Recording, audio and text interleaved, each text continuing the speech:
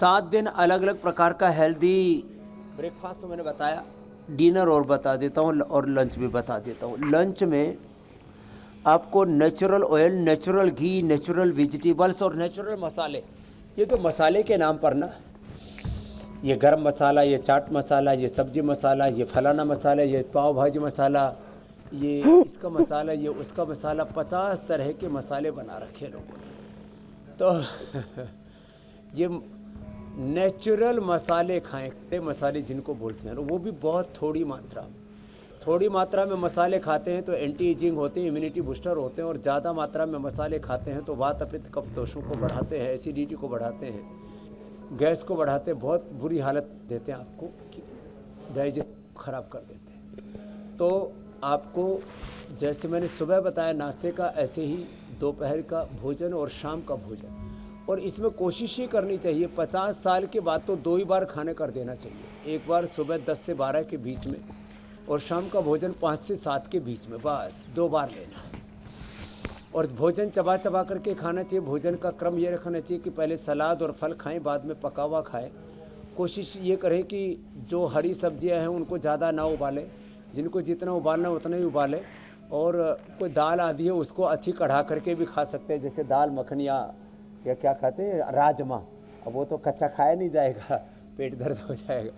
बाकी सब्जियों को बहुत ज़्यादा ना उबालें, उससे उनके पोषक तत्व कम हो जाते हैं। खाने के 1 घंटे बाद पानी पीना चाहिए, विरुद्ध आहार नहीं लेने चाहिए। रात को जो दही खाते हैं, रात को जो मूली खाते हैं, रात को जो तुलसी खाते हैं, ये विरुद्ध आहार है, इसका भी हमें ध्यान रखना चाहिए, उससे बचना चाहिए। और दूध के साथ नमक आदि नहीं लेना चाहिए। सुबह उठते ही आंवला, एलोवेरा, गिलोय, तुलसी, नीम, हल्दी, लहसुन, जिनको बहुत ज़्यादा कोलेस्ट्रॉल आदि की प्रॉब्लम है तो वो उसके अंदर जो है प्याज का भी रस सुबह सुबह ले सकते हैं। वैसे सुबह सुबह अपनी वात पित्त कफ प्रकृति के अकॉर्डिंग,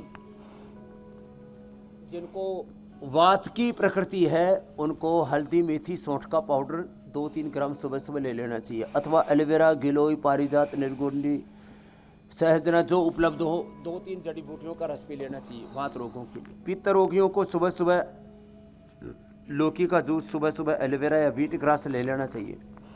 और जो कफ के रोगी हैं उनको सुबह सुबह हल्दी, अदरक, तुलसी, शहद का सेवन करना चाहिए। रेडीमेड चाहिए तो थोड़ा सा ब्रोनकोम ले ले। तो वात पित्त कफ तीन को यहीं से रोक दिया है तो फिर आगे इन्हीं का ही पूरा एक फैमिली है, एक पूरा इनका विस्तार होता है। वात पित्त कफ के गड़बड़ होने से BP, sugar, thyroid, asthma, arthritis, low underweight, overweight, ये सब बहुत तरह की प्रॉब्लम्स धीरे धीरे आपकी शरीर में पैदा होती हैं। तो इसलिए सुबह उठते ही पूरे बॉडी को डिटॉक्स करने के लिए यदि आप गोधन अर्क पी लेते हैं, गोखरू या पुनर्नवादी ले लेते हैं, इस तरह की चीज़ें हैं ना, ये बड़ी ज़बरदस्त होती है बॉडी को डिटॉक्स करने के लिए। तो ऐसी पूरी एक दिनचर्या बनाए, जैसे मैंने भी पिछले 20-25 सालों से नियम बना रखा है कि सुबह उठ करके आंवला, एलोवेरा, गिलोय पीना है, तो उससे पूरा शरीर तंदुरुस्त रहता है और कोई आयु का असर शरीर पर सिम्टम नहीं आता। बायोलॉजिकल एज जो है वो 50 साल की उम्र में भी 25 साल जैसी रहती है। ये मेरा अनुभव है और ये उनका भी अनुभव है जो मेरे साथ इतने वर्षों से योग कर रहे हैं। तो मकरासन, भुजंगासन, सर्वासन, कुछ आसन एक तय कर ले कि कम से कम 2 आसन उल्टे लेट के, भुजंगासन, सर्वासन, 2 आसन सीधे लेट के अपनी आवश्यकता के अनुसार, कम से कम पवन मुक्तासन, उत्तान पादासन, जो मोटे अच्छा स्वामी जी, एक छोटी सी बात में इसमें हुसैन जोड़ दूं, जो स्वामी जी अनुभव की बात करे थे, एक अनुभव तो स्वामी जी मेरा भी है। मैंने देखा आप खाना मुझे खाते हुए कभी दिखाई नहीं देते। फिर आपसे जुड़े हुए जितने लोग हैं उनसे मैंने पूछा तो उन्होंने कहा कि वो सीधा रात का खाना खाते हैं, वो भी सांझ ढलने से पहले पहले, मतलब रात होने से पहले पहले आप अपना खाना खा लेते हैं। तो स्वामी जी ये तो बड़ा करना मुश्किल है, लेकिन हाँ अगर किसी को लंबी उम्र चाहिए और सेहतमंद उम्र चाहिए, अब जैसे घर के बड़े बुजुर्गों की ही बात कर लें तो स्वामी जी ये किस समय खाना खाना चाहिए, कैसे खाना खाना चाहिए, ये थोड़ा सा आप समझा दें, क्योंकि आपके जैसा हर कोई नहीं कर सकता कि 7 बजे तक खाना खा लिया और रात को 1 बजे तक जग रहा है। मीनाक्षी जी,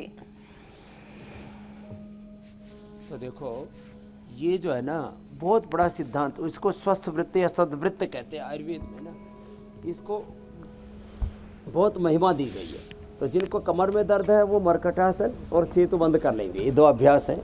ऐसे मरकटासन ऐसे भी किया जाता है, ऐसे भी किया जाता है, और ऐसे पैर सीधे करके ऐसे भी किया जाता है।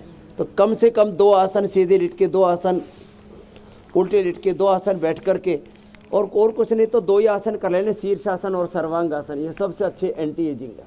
तो ये 2 तो आसन कमर के लिए मरकटासन और सेतुबंध, पेट के लिए पवन मुक्त और उत्तान पादासन, और जो है मोटापा के लिए कम से कम ये 2 अभ्यास, एक ये ऐसे, एक पैर से, दोनों पैरों से ऐसे ऐसे, और एक ये द्विचक्रिकासन, एक से दोनों से।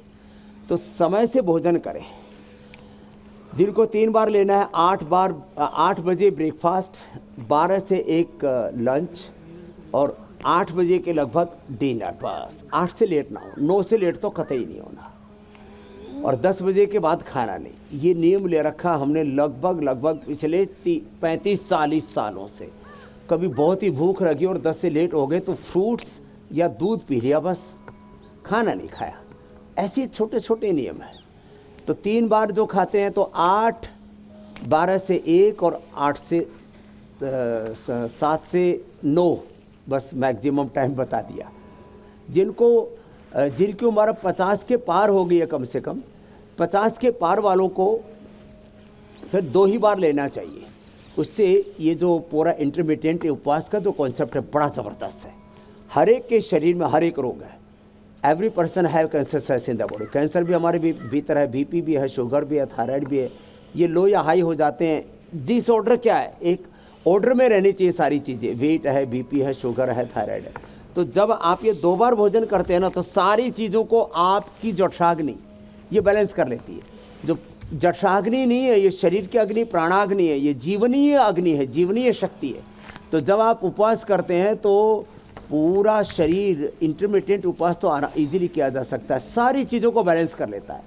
99% पिंड और ब्रह्मांड का सारा जो चक्र है ये ईश्वरीय विधान से चल रहा है।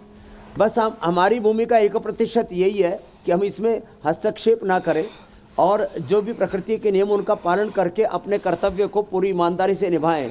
स्वामी तो जी, इसी के आयु साथ अच्छी ये भी होगी, और जो हुसैन भाई कह रहे थे मीनाक्षी जी, की क्वालिटी लाइफ होगी।